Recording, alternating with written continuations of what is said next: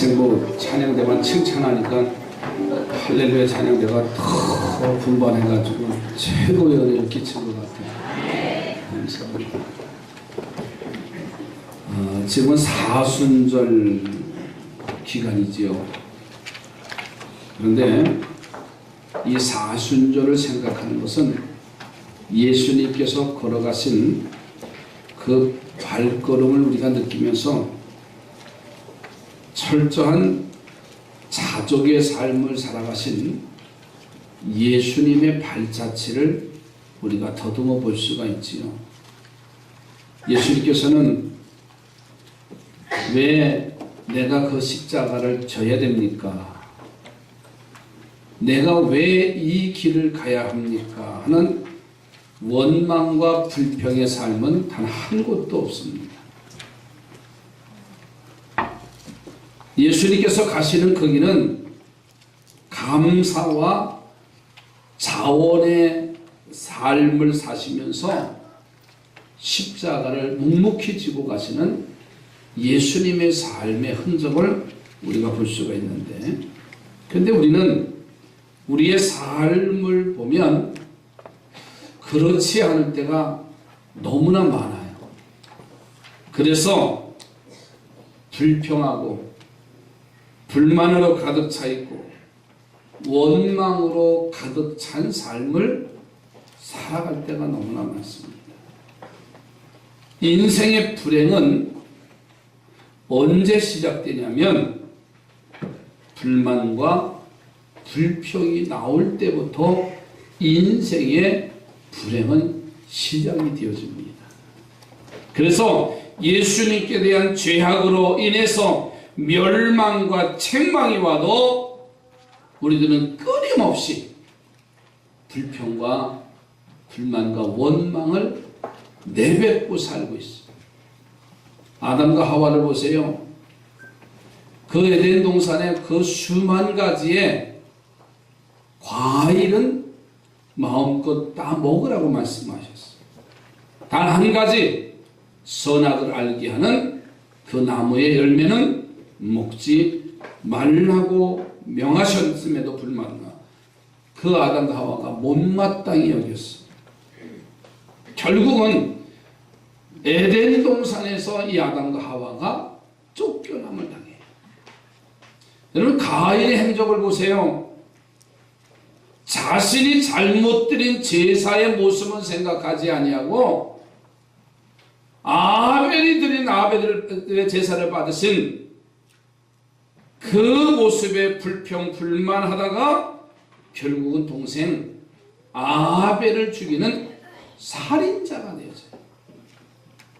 제사를 드리고도 분명히 살인하는 엄청난 과를 범했어요.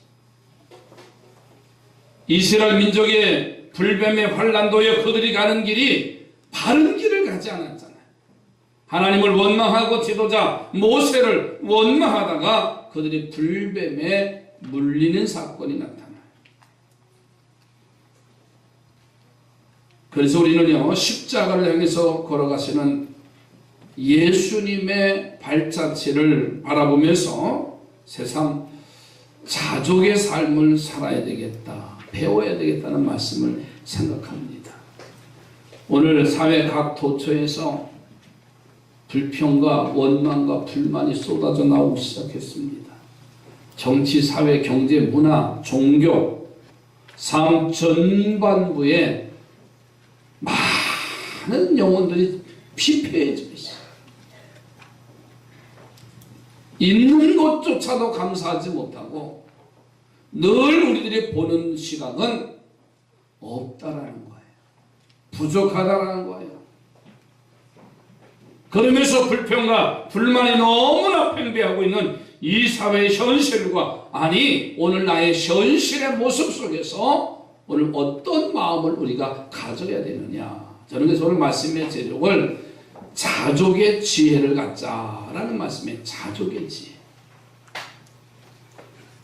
이 자족의 지혜를 가지려면은요, 첫째로는 자족함을 배워서 만족한 삶을 살아가시기 바랍니다. 오늘 11절 본문 가서 보니까는 내가 궁핍함으로 말하는 것이 아니니라. 어떠한 형편에든지 나는 자족하기를 배웠노니 나는 비천에 처할 줄도 알고 풍부에 처할 줄도 알아. 모든 일 곧 배부름과 배고픔과 풍부와 궁핍에도 처할 줄 아는 일체의 비결을 배웠노리라. 그랬어. 바울은 자족을 배웠노라고 고백을 해요. 인생이 어디 만족할 만한 일이 어디 있습니까? 언제나 부족하고요. 언제나 목마르고 언제나 불평과 불만한 일들이 비일비재한 게 오늘 우리의 현실이잖아요. 만족하십니까? 왜 이렇게 대답이 싫지 않으세요? 만족한 사람 없어요. 가졌어도요, 만족하다고 하는 사람을 찾아볼 수 없는 그런 현실이에요. 그러나 바울은 그러한 부족함 속에서 자족함을 배웠다고 오늘 본문 11절 12절에 분명히 말씀하고 있습니다. 즉 부족하지만 만족하기를 위하여 배우고 노력했다는 거예요. 할렐루야. 자족이라고 하는 것은요, 부족하지만은 내가 그 속에서 만족한 것을 배우기 위해서 노력하는 겁니다. 참새 새끼를 카나리아라는 새장에 키웠어요, 함께. 그랬더니요, 나중에 이 참새가 어머니 카나리아를 보고서 배웠어요. 그래서 카나리아처럼요, 울더래요. 참새는 참새처럼 물어야 되잖아요. 그런데 어렸을 때부터 보니까는 하더라는 거예요. 미물인 짐승도요, 이러한 능력을 스스로 만들어 갈 수 있잖아요. 하물며 만물의 영장이라고 하는 우리 사람들이 거기다가 하나님의 자녀로 부름받은 우리들이 당연히 노력하면 우리의 삶을 정반대로 바꾸게 될 줄로 믿습니다. 즉 불만족함의 삶을 살면서도요, 이만하면 축복이지 하고 살아가게 될 줄 믿습니다. 한번 따라갑시다. 이만하면 축복이지. 옆에 분하고 이만하면 축복입니다. 너 얼굴을 왜 그렇게 하고 보시죠? 참 웃으면서 이만하면 축복입니다. 해보세요. 다시 웃으면서 눈 좀 맞춰보면서.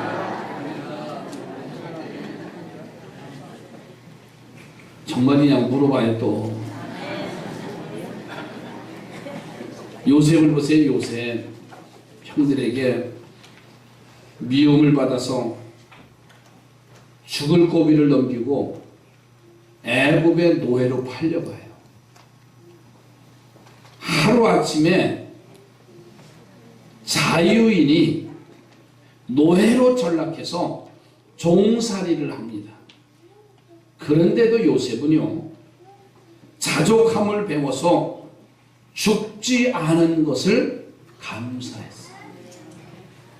그래서 그 성실한 삶으로 보디발의 집에서 열심히 그 가정의 일을 돕습니다.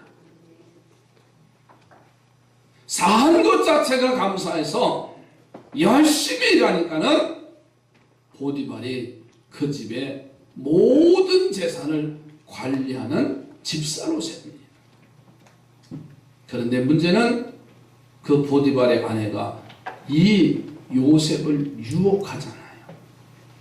그래서 그 자리를 겉옷을 벗어서 잡는 것 떨쳐놓고서 뛰쳐나갑니다.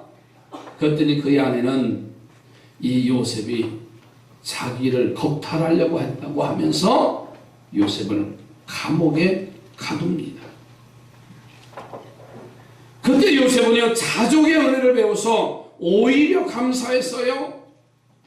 주인 여자를 강간하려 하려 했다면 당시에는 그 즉시요, 법으로는요, 즉시 사형입니다. 목이 잘려져야 하는 일인데, 그리고 중범들은 또 잡범들은 다른 지역에 이렇게 수감이 돼야 되는데, 이 요셉은요, 왕궁에 있는 감옥에 갔죠. 그 일이 요셉은요 감사했어요. 그런 자족의 삶을 사니까 하나님이 요셉에게 은혜를 주셔서 술 맡은 가는장, 또 굽는 가는장들이 그의 꿈을 해석해 주니까 얼마나 감사한지 몰라요. 자, 그러니 왕이 꿈을 꿨는데 그 꿈을 해석하는 일을 해주는데 바로 그 꿈을 해석함으로 말미암아 애굽의 국무총리의 자리에 이르게 됐어요. 여러분, 어떠한 상황과 형편에든지 자족하는 삶을 누리시기 바랍니다. 바울과 실라가 감옥 빌립보 감옥에서 전도하다가 갇혔어요. 전도하다가 환난을 당하는데 하나님이 도와주시지도 않고 감옥에 갇혔으니 얼마나 원망할 일이에요. 주님의 일하다가 어려움 당했으니 왜 주의 일하는데 이런 일이 당합니까? 이 전도한 얘기만 하면 제가 84년도 4월 8일 날 이 교회가 세워졌는데 그해 제가 가톨교에서 자랐기 때문에 전도사 생활하다가 교회를 이곳에 이제 개척을 하게 됐습니다. 그래서 제가 나왔다고 하니까 여선교에서 전도대를 보내주셔서 동네 전도를 했어요. 근데 지금이야 저 미래타운 쪽에 다 아파트 들어섰지 옛날 다 촌동네입니다. 신수견 집사님이 제일 잘 알아요. 거기서 자랐으니까요. 바로 그 앞에다 개척을 했었어요. 근데 대문에 시골에 옛날에 개를 기르면서 뭐라고 써있어요? 개 조심. 어떻게 그렇게 잘하세요?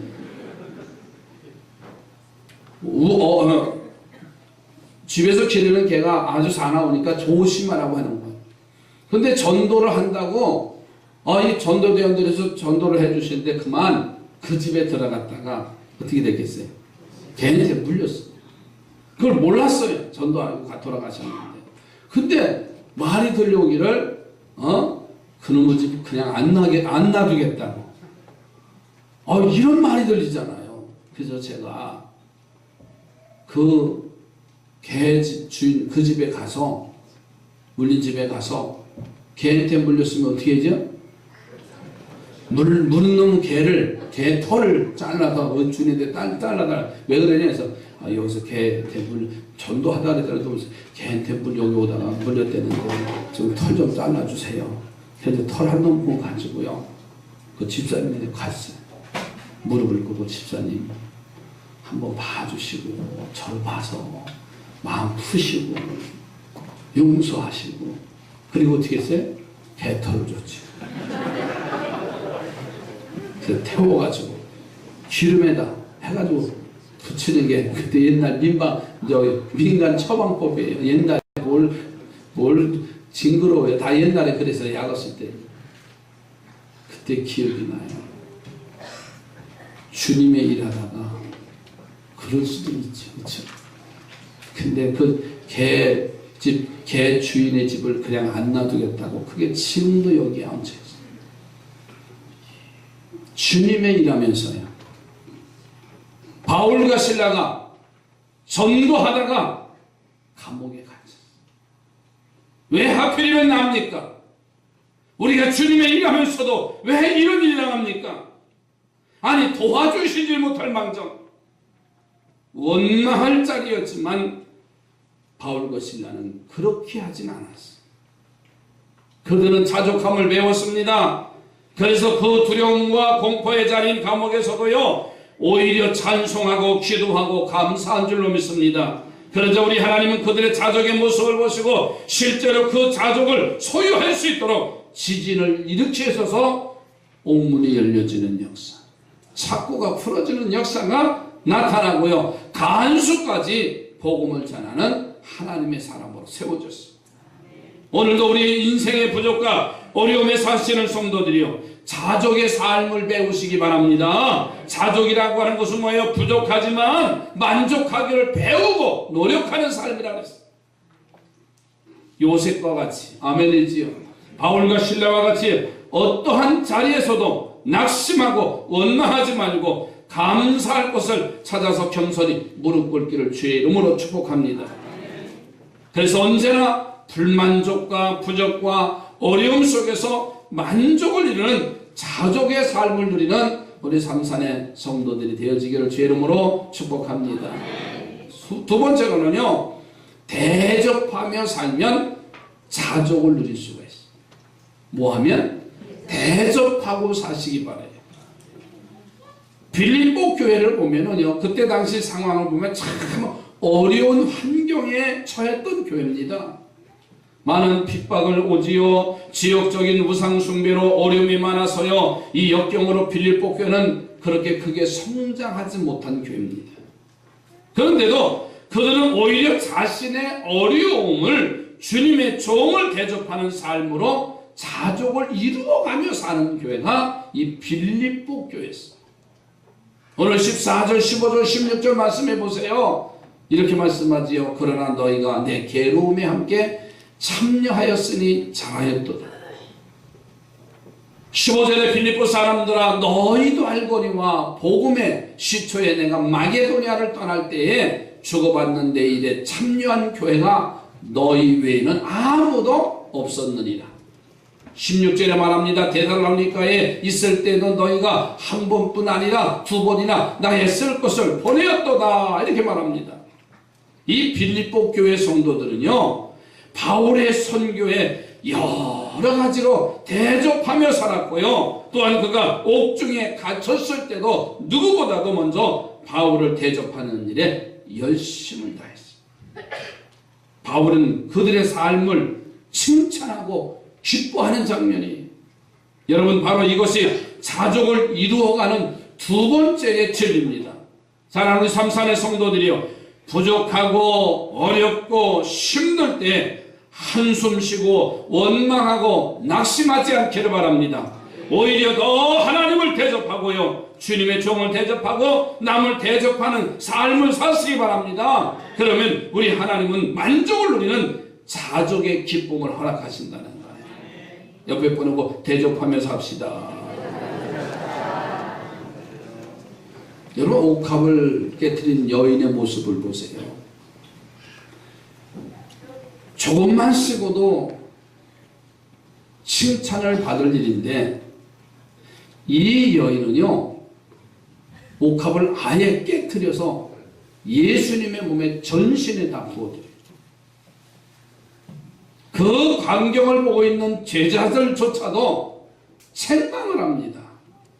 이것을 팔아서 가난한 사람들에게 나눠주면 더 많은 유익을 줄 수가 있는데 왜 허비하느냐, 책망을 해요. 그러나 이 여인에게 있어서는요, 주님을 향한 넘치는 대접은 대접하고 얻는 자족의 기쁨을 알고 있기에 할 수 있는 능력이었어요. 사르밧 과부의 이야기를 우리가 너무나 잘 알잖아요. 사르밧에 자기보다 잘 사는 사람들이 얼마나 많은지 몰라요. 그런데 하나님은 그 많은 넉넉한 사람들을 놔두고 그날 저녁 한 끼밖에 먹을 수 없는 이 여인의 집에 찾아와서 하는 말, 나에게 떡을 하나, 빵을 하나 부어달라는 거예요. 아니, 그날 밤 이제 아들 하나 있는데 그 아들에게 빵을 하나 만들어주고 언제 먹을 날이 올는지 모르는 그러한 절박한 상황 속에서 하나님의 선지자 엘리야가 찾아와서 이렇게 부탁하는 거예요. 그러나 이 사르밧 여인은 왜 하필이면 내가 해야 됩니까? 하나님 이성에 배부르고 주의 이제 종 한 사람 대접할 넉넉할 부자도 많은데 왜 내가 이 십자가를 져야 합니까? 하고 얼마든지 불평하고 얼마든지 하나님과 엘리야 선지자를 원망할 수 있는 타당한 이유가 있습니다. 하지만 이 사르밧 여인은 그렇게 하지 않았어요. 자식에게 먹이고 이제는 함께 죽기를 기다릴 수밖에 없는 그 값비싼 식량을 정성을 다해서 밀가루 통을 긁고 기름을 짜내서 한 덩이에 빵을 구워서 하나님의 사람 엘리야에게 대접합니다. 아마 이 여인은 대접하면서 자족의 기쁨을 누렸을 것 같아요. 그래도 나눠줄 곳이 있으니, 그래도 내가 저를 도울 수 있는 힘이 됐으니. 할렐루야. 여러분, 부자는 누가 부자냐면요, 나눠주는 사람이 부자입니다. 거지가 어떤 사람이 거지입니까? 받기만 바라는 사람은 거지입니다. 수억의 재산을 가졌어도요, 받기만 원하는 사람은요, 거지입니다. 부자라고 말할 수 없어요. 그러나 월세방에 살아도요, 그날 먹고 살아도요, 마지막 빵 한 덩이 가지고 대접할 수 있는 그 마음을 가진 사람이 최고의 부자가 아닌가요? 그게 자족의 마음이에요. 이 자족하는 사람이 누리는 특권이 뭔지 아세요? 그랬더니 우리 하나님은 그 자족함을 보시고 실제로 자족을 이루도록 3년 동안 그 땅에 기근이 오는데 밀가루통에 밀가루가 떨어지지 않게 하시고 기름병에 기름이 마르지 아니하도록 3년 동안 그 기근을 하나님 지나게 하셨어요. 사랑하는 성도들이여, 똑같이 어려운 환경에서도요, 참 기쁨과 감사를 이루며 살길 원하십니까? 하나님과 주의 종과 내 형제를 위해서 대접하는 삶을 살기를 주의 이름으로 축복합니다. 우리 교회가 얼마나 감사한지요. 우리 교회가 선교하는 일에는 아끼지 않습니다. 찾아오시는 선교사님들에게 누구든지 대접하려고 저는 준비하고 우리 성도들도 준비하고 있습니다. 또 선교하려고 우리가 이제 많은 것을 가지고 하는 게 아니잖아요. 많은 성도들이 십시일반 나누면서 선교의 꿈을 가지고 대접하기 위해서 우리가 선교하고 있잖아요. 하나님은 축복하신 줄로 믿습니다. 그러니까 하나님이 우리를 존귀한 자로 세워주시고 건강한 교회로 세워주시고 제2의 선교의 사역을 감당할 수 있는 놀라운 역사들이 이루어져 나가게 될 줄로 믿습니다. 저는 어디든지 자랑합니다. 우리 교회가 선교, 이제 교회 창립 30주년을 맞이하면서 선교사, 단독 선교사를 파송한다. 협력 선교하는 것도 중요하지만 여러분, 단독 선교사를 파송한다는 것은 그렇게 쉬운 게 아닙니다. 적어도 1000명 성도 이상의 교회들이 보낼 수밖에 없는 상황인데 저는 바랍니다. 제1회, 제2회, 제3회 선교사 파송하는 일들이 더 많아지게 될 줄로 믿습니다. 대접하며 살면 하나님은 축복하십니다. 아브라함은요, 이 대접의 진리를 너무나 잘 알았어요. 하나님을 대접하고 이웃을 대접하다가 하나님과 주님의 종을 대접하며 놀라운 축복을 받은 사람이 아브라함이에요. 그런데 그의 조카 롯을 보세요. 대접의 진리를 모르므로 인색하게 삽니다. 소돔성의 풍부함 가지고 부자처럼 살지만 결국은 아내까지 잃어버려요. 이 진리를 깨닫고 대접하는 즐거움을 상실할 수 있기를, 이제 즐거움을 얻을 수 있기를, 행하실 수 있기를 주의 이름으로 축복합니다. 넘치는 기쁨, 대접의 삶으로 만족을 누리시고 또한 주님의 축복까지 받는 우리 삼산의 성도들이 되시기 바랍니다. 대접하는 자는 부자입니다. 줄 수 있다는 자체가 부자입니다. 받으려고 하는 마음만 가졌다면 이것은 거지밖에 될 수 없어요. 가난할 수밖에 없어요. 마지막 세 번째로, 믿음을 가지시면 자족의 삶을 우리가 누릴 수가 있습니다. 똑같이 어려운 환경 속에서도요, 자족을 누릴 수 있는 세 번째 지혜는 이 믿음이에요. 그래서 바울이 13절에 고백을 하잖아요. 내게 능력 주시는 자 안에서 내가 모든 것을 할 수 있느니라. 바울은 언제나 자족하고 어려운 환난 속에 살았습니다. 그러나 하나님을 믿는 믿음이 있었기 때문에 언제나 만족하고 전능하신 하나님의 손길이 언젠가는 역사하실 것이기 때문에 오늘의 환난을 감사하며 자족할 수 있다고 바울이 고백을 한 거예요. 그리고 그 믿음으로 언제나 승리하고 기쁨에 살게 될 줄로 믿습니다. 그리고 우리들에게 그 능력 주시는 하나님을 믿고 자족의 삶을 살아가라고 당부하는 거예요. 여러분, 성경의 인물들 보세요. 놀라운 일들은요, 믿음 있는 사람들을 하나님은 사용하셨어요. 믿음 있는 성도가 되시기 바랍니다. 정말 믿음 있는 사람입니까? 하나님을 믿는 믿음의 백성입니까? 그래서 내게 능력 주시는 자 안에서 내가 모든 것을 할 수 있다라고 말할 수 있느냐고 말이에요. 노아의 모습을 보세요. 많은 사람들이 농담으로 여기는 그런 시대입니다. 그러나 하나님의 말씀에 믿음을 가지고 방주를 지어요. 그의 가족이 사는 구원의 역사가 나타납니다. 아브라함은 하나님의 신실함을 믿었기 때문에 25년을 아들을 기다리면서도 낙심하지 아니하고 담대하게 100세의 아들을 얻는 놀라운 축복의 사건이 나타났습니다. 히스기야 왕은요, 죽을 사람도 넉넉히 살리실 수 있는 하나님의 놀라운 능력을 믿고 그는 자신의 사형 선고를 받았음에도 아랑곳 않냐고 성전에 올라가 살리시는 하나님, 그 하나님 앞에 기도하니 생명을 연장받고 살아요. 따라갑시다. 믿음은 나를 만족하게 해주신다.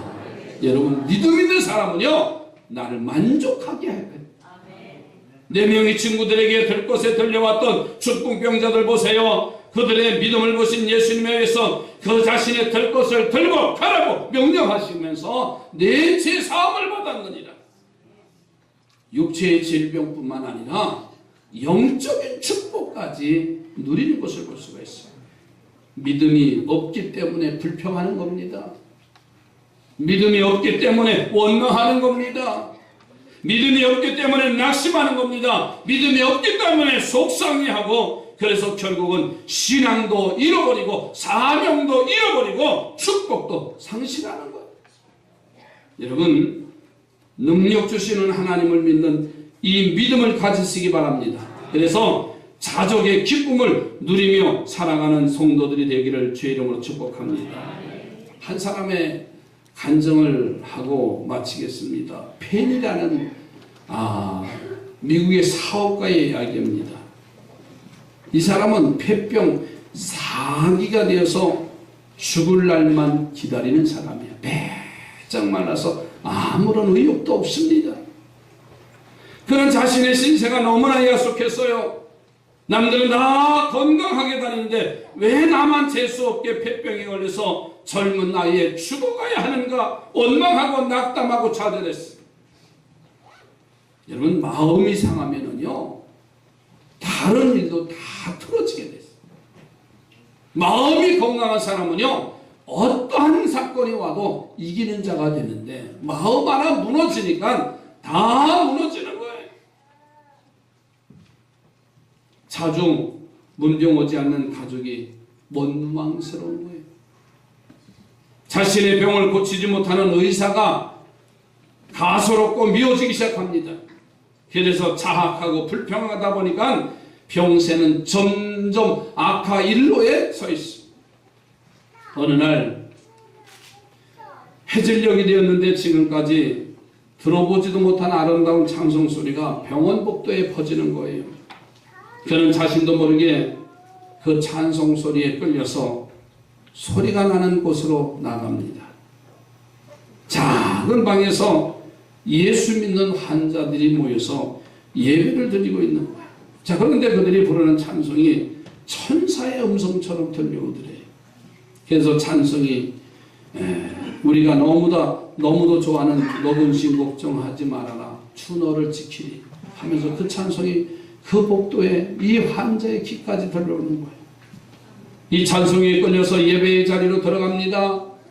그리고 매일 그 예배에 참석해서 함께 찬송 부르다가 그 속에서 살아계신 예수 그리스도를 만납니다. 그러자 이제 펜이라는 사람은 자신이 혼자가 아니라는 사실을 알게 되고 하나님이 나와 함께 하신다는 이 믿음이 생기기 시작했어요. 그 믿음으로 찬송을 부르며 하나님이 주시는 위로를 받고 전심전력으로 하나님을 의지하는 자가 됐어요. 지난날의 잘못도 하나님 잃어버린 삶도 회개했습니다. 원망하고 미워했던 것도 다 부끄러워졌어. 이제는 하나님만 믿고 마지막 길을 잘 준비하기로 결심합니다. 불만족의 삶에서 그 폐병 사기지만은 예수 그리스도를 만나고 믿음의 고백을 하면서 만족한 자의 삶으로 살게 됐어요. 여기까지 산 것도 주님의 은혜. 마음이 바뀌어졌어요. 하나님은요, 믿음으로 불만족을 만족으로 바꾸는 사람에게는요, 그 만족을 실제적으로 가질 수 있도록 축복하시는 하나님이에요. 여러분, 내 지금의 모습은 불만족하지만 만족함으로 채워주시는 그 하나님을 찬양하며 감사하십시오. 그러면 그 일이 실제적으로 내 앞에 이루어지고 있다는 거예요. 이것이 바로 자족의 은혜입니다. 어느 날 의사가 그를 칭찬하고 깜짝 놀랐어요.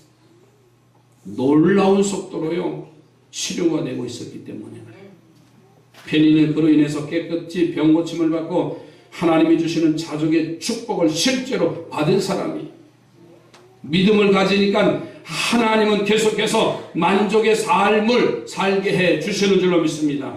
하는 일마다 형통의 축복을 주셔서 물질의 놀라운 축복을 받아서 미국 굴지의 백화점 체인인 JC 페니백화점이 사장이 됐어요. 여러분, 마음이 상하면 모든 것이 다 안 돼요. 그러나 마음이 그리고 믿음의 삶으로 세워지는 순간 잃었던 것이 다시 회복되어지는, 여러분의 삶의 지경이 넓혀지는 하나님의 사람으로 채워주실 줄 믿습니다.